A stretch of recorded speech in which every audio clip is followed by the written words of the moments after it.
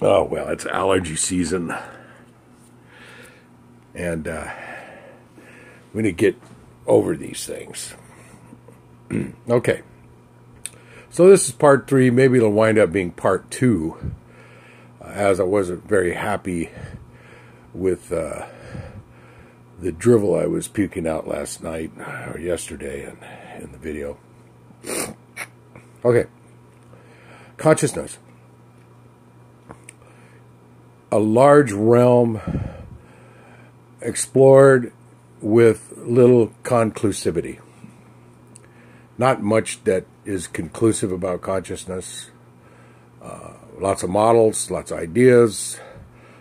Some people don't think that it exists, that it's just another facet of mind. Other people think that it has a whole stream, like an information stream, as a general entity apart from and connected to all consciousness of all things.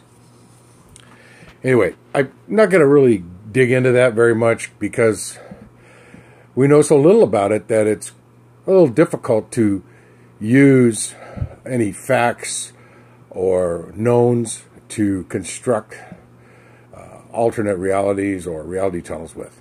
So I'm not going to touch on that very much, other than to say I do like Donald Hoffman's work on it. I was turned on to that by an old associate in the practice, and I'm grateful to him for that. He and I have ongoing arguments about the existence of spirit and soul and all those things. And while I think those may be part of consciousness in general, I do not believe in the soul as an entity with constructs of ego that will exist after death. In fact, I'm reasonably sure that at death there's a dissolution of being.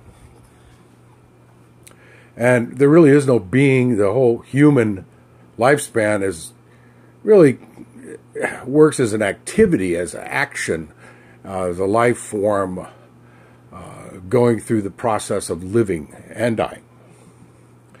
So I throw all out. That's a model that can work if somebody's doing a ritual and I need to believe in that for 30 minutes or an hour in order to effect a magical result. I have no problem with that. As far as mundane reality goes, no way, Jose. Now, moving on, I'd like to address magic itself. If you go with the old Crowley definition, it's causing change in conformity with will. That's just a very general, not a word for word. And you could say that the same has been done in daily activities by people. People have intentions. They carry out a plan of action to meet the intention's result and do it. I don't think that's magic. I think that's just very good self-actuating process. I'm not going to go out on a limb and say that everything is magic. You can call it that if you want to. I don't. For me, magic is a series of techniques and practices which, through imagination, creates protocols that achieve results that may not have achievement in the material world without the nudge. I like to call it a nudge, the nudge of magical practice. In other words, just through the mundane actions of daily life, the results may not happen as quickly or at all. And with the advent of magical action, they do occur. Now, also, I want to address what I consider to be fraternal organizations, which are not magical, like the OTO. So little magic there that most folks that I know have gotten bored with it as magic and like it for its fraternity. And then there's those that, because there was no magic that they could see on a regular basis or magical ritual design, they abandon it for other practices. They abandon it for witchcraft, which, in my opinion, is infinitely more result-oriented. They abandon it for chaos magic, which, to me, purports as creme de la creme until something or some things come along which work more efficiently and more quickly. And then we have certain ceremonial practices which are not the OTO, like Golden Dawn, inner and outer order ritual magic. Some of those things work very well. The initiations in particular have a very high-pitched consciousness that can be achieved.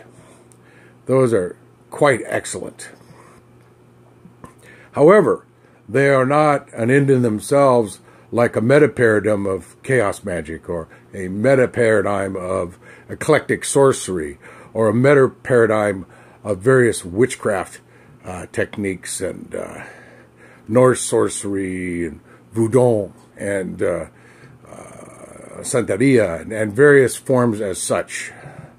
So, you know, a lot of folks will call this low magic. That's fine. Call it low, call it high, call it in between.